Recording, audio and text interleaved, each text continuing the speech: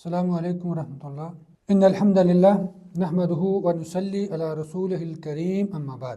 اسلام میں والدین کے حق کے بعد حقوق العباد میں رشتہ داروں کا حق سب سے زیادہ ہے۔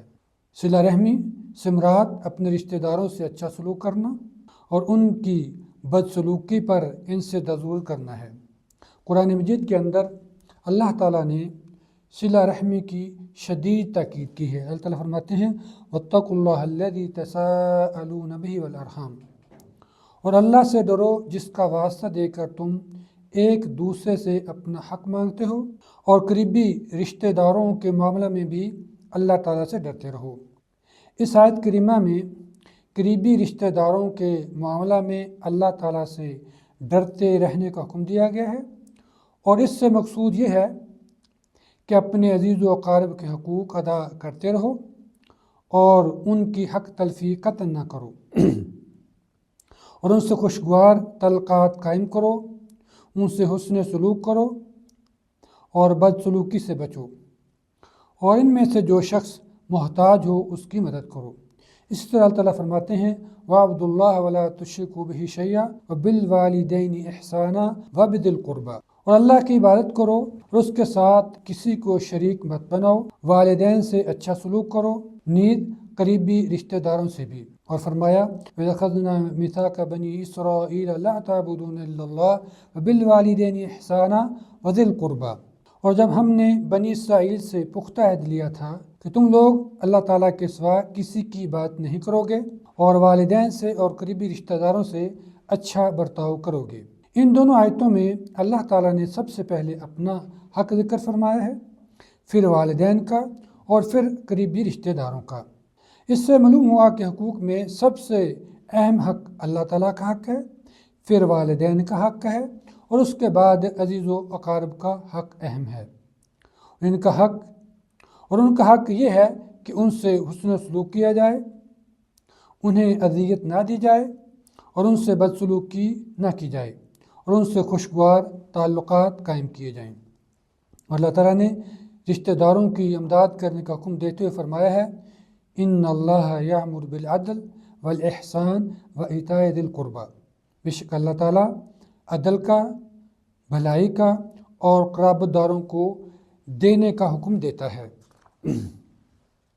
اس آیت کریمہ میں اللہ تعالیٰ نے رشتہ داروں کو دینے یعنی ان کی امداد کرنے کا حکم دیا ہے، اس لیے معاشرے کے خوشحال لوگوں کی ذمہ داری ہے کہ وہ اپنے خاندان کے غریب لوگوں کو بھوکا ننگا نہ چھوڑیں اور ہر طرح سے ان کی مدد کریں۔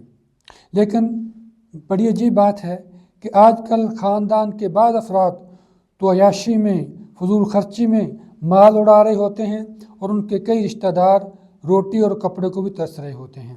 اس طرح اللہ تعالیٰ نے رشتہ داروں کے حقوق دینے کا حکم دیتے ہوئے فرمایا ہے وَآتِ ذَا الْقُرْبَىٰ حَقَّهُ وَالْمِسْكِينَ وَابْنَ السَّبِيلِ، اور رشتہ داروں کا اور مسکینوں اور مسافروں کا حق ادا کرو۔ اس آیت کریمہ میں رشتہ داروں کے حقوق ادا کرنے کا حکم دیا گیا ہے، لہذا رشتہ داروں کو ان کے حقوق ادا کرنے چاہیے اور سلسلے میں کسی قسم کی کوتاہی نہیں برتنی چاہیے۔ یاد رہے صلہ رحمی کرنا اللہ تعالیٰ کے نزدیک عقل مندوں کی صفت ہے، چنانچہ سورہ رعد میں جہاں اللہ تعالیٰ نے ان کی دیگر صفات بیان فرمائی ہیں، وہاں ان کی ایک صفت بھی ذکر فرمائی ہے کہ وہ رشتہ توڑنے کی بجائے انہیں جوڑتے ہیں۔ اللہ تعالیٰ فرماتے ہیں وَالَّذِينَ يَصِلُونَ مَا أَمَرَ اللَّهُ بِهِ يُوصَلُ، اللہ تعالیٰ نے جس چیز کے جوڑنے کا حکم دیا ہے وہ اسے جوڑتے ہیں، یعنی رشتہ دار رشتوں کو توڑتے نہیں بلکہ ان کو جوڑتے ہیں اور صلہ رحمی کرتے ہیں۔ اب ہم صلہ رحمی کے فوائد کیا بیان کرتے ہیں، ان کی کیا فضیلت ہے۔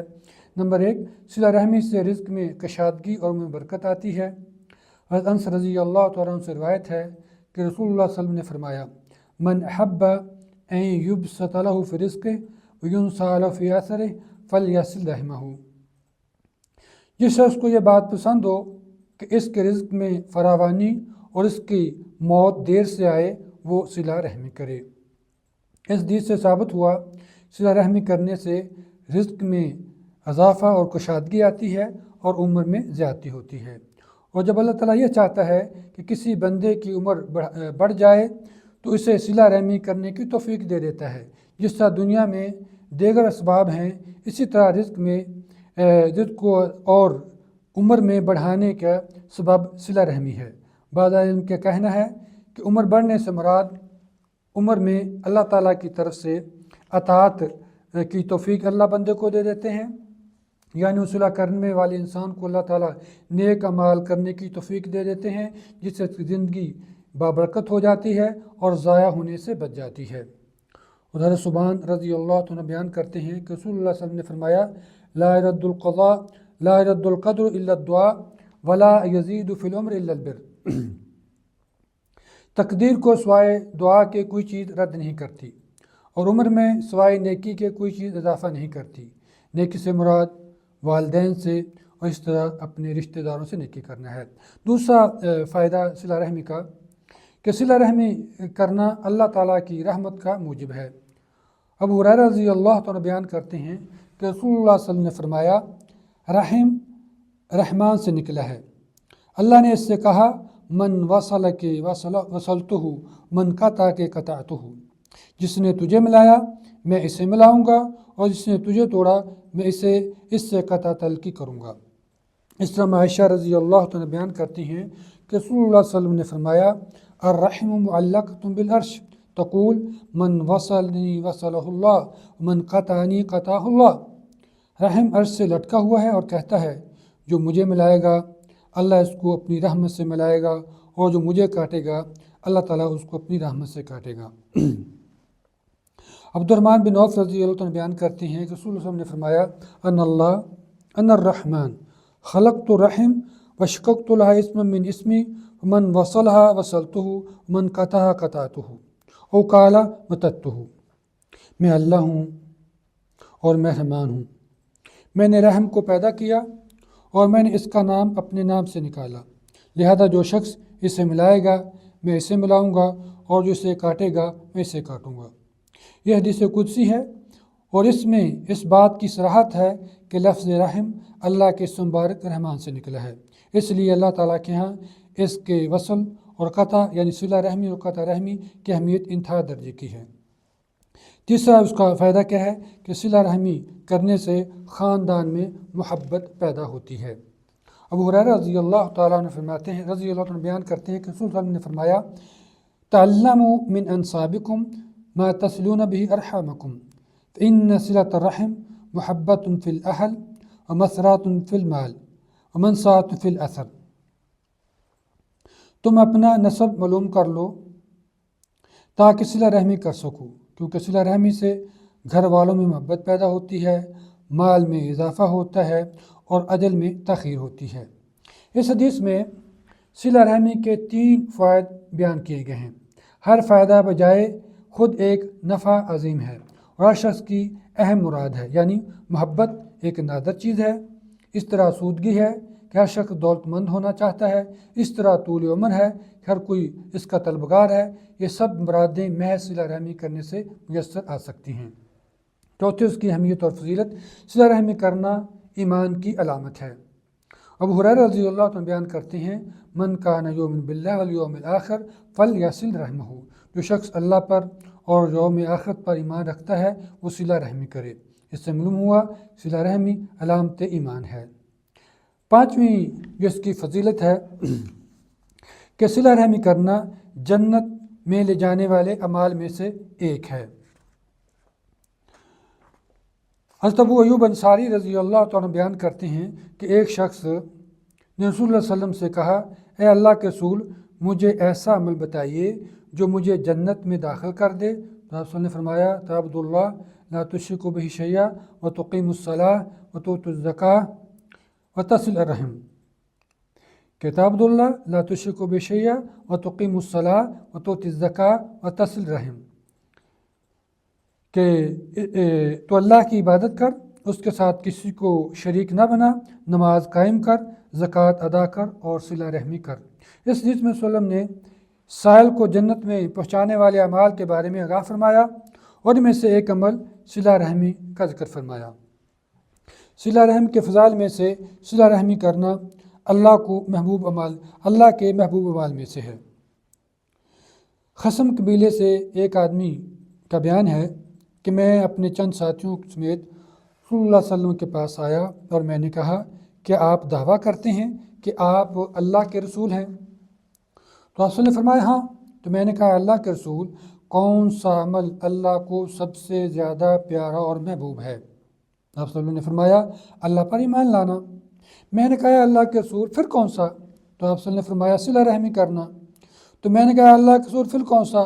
तो आप ने फरमाया फिर नेकी हुक्म देना और बुराई से मना करना। ऐसा भाई सिला रहमी करना, अल्लाह ताला ऐसे बंदों के गुनाह माफ़ फरमा देता है। अल्लाह ताला फरमाते हैं वला यअतिल उलुल फज़्ल मिनकुम वस्सअ अन युअतू उलिल कुर्बा वल मसाकिन वल मुहाजिरीन फी सबिलिल्लाह इला आखिरीन। और तुम में से जो बुजुर्गी और शादगी वाले हैं, इन्हें अपने कराबतदारों, मिस्कीनों और अल्लाह के रास्ते में हिजरत करने वालों को देने से कसम नहीं खा लेनी चाहिए कि तुम में से बुजुर्गी वाले हैं और कशादगी वाले हैं, इन्हें अपने कराबतदारों, मिस्कीनों और अल्लाह के रास्ते में हिजरत करने वालों को देने से कसम नहीं खा लेनी चाहिए, बल्कि मुआफ़ कर देना चाहिए, दरगुजरना चाहिए। क्या तुम नहीं चाहते कि अल्लाह तुम्हारे गुनाह माफ़ फरमा दे और मुआफ़ करने वाला बहुत बड़ा मेहरबान है। यह आयत दरअसल उस वक़्त नाज़िल हुई जब उम्मुल मोमिनीन अम्मा आयशा रज़ी अल्लाह तआला अन्हा पर तोहमत लगाई गई और बाद सादा लोग मुसलमान भी इस फितना की रौ में बह गए। इनमें से एक मिस्ता रज़ी अल्लाह तआला थे जो अबू बकर सिद्दीक़ रज़ी अल्लाह तआला के करीबी रिश्तेदार थे। चूँकि ये मोहताज थे, इसलिए अबू बकर सिद्दीक़ रज़ी अल्लाह तआला अन्हु इनके ऊपर खर्च किया करते थे। लेकिन जब ये भी तोहमत लगाने वाले में लोगों में शामिल हो गए तो आसमान से वही के ज़रिए हज़रत आयशा रज़ी अल्लाह तआला की बरात नाज़िल हुई। अबू बकर सिद्दीक़ कहने लगे कि मैं अब इस मिस्ता रज़ी अल्लाह तआला को कुछ नहीं दूँगा। यानी वो कसम उठा के कहते हैं कि अब मैं मिस्ता के ऊपर ख़र्च नहीं करूँगा, उनको ख़र्चा वगैरह नहीं दूँगा। इस वक्त यह आयत नाज़िल हुई और इसमें दरगुजर करने की तलकीन गई। हज़रत अबू बकर सिद्दीक़ रज़ी अल्लाह तआला ने कहा बला वल्लाह या रब्बना इन्ना लनुहिब्बु अन तग़फ़िरना, क्यों नहीं ए रब, हम यकीनन ये चाहते हैं तुम्हें माफ़ कर दे। इसके बाद उनने मिस्ता रज़ी अल्लाह तआला का ख़र्चा पहले की तरह जारी कर दिया। लिहाजा इस आयत करीमा में इसके सब वजूद से साबित होता है कि रिश्तेदारों पर ख़र्च करने, उनसे अच्छा बर्ताव करने से अल्लाह ताला राज़ी होता है और वह ऐसा करने वालों के गुनाह माफ़ फरमा देता है। इसी तरह सिला रहमी के फ़ज़ाइल में से है कि रिश्तेदारों को देने से दुगना अजर मिलता है। हज़रत सलमान बिन आमिर रज़ी अल्लाह तआला से रिवायत है कि रसूलुल्लाह सल्लल्लाहु अलैहि वसल्लम ने फरमाया अस्सदक़तु अलल मिस्कीन सदक़तुन वला अदी रहम व अला अदी रहम सिंतान सदक़तुन वसिलतुन। मिस्कीन पर सदका करना सदका ही है, जबकि रिश्तेदार पर ख़र्च करना सदका भी है और सिला रहमी भी। उम्मे कुलसूम रज़ी अल्लाह तआला बयान करती हैं कि रसूल ने फरमाया अफ़ज़लु सदक़ती अस्सदक़तु अला दी रहम अल काशिह। जो सदका किसी ऐसे रिश्तेदार को दिया जाए जिसने बातन में दुश्मनी छिपा रखी हो, वह अजर में सबसे सदका से ज़्यादा अफजल है। काशिश से मुराद वो शख्स है जो अपने अंदर दुश्मनी छिपाए हुए है। और जाबिर रज़ी अल्लाह अन्हु बयान करते हैं कि रसूलुल्लाह सल्लल्लाहु अलैहि वसल्लम ने फरमाया कि जो आदमी अपने आप पर, अपनी औलाद पर, अपने घर पर और अपने रिश्तेदारों पर ख़र्च करे, वो इसके लिए सदका होता है। हज़रत मैमूना रज़ी अल्लाह अन्हा बयान करती हैं कि मैंने पूछे बगैर एक लौंडी आज़ाद कर दी।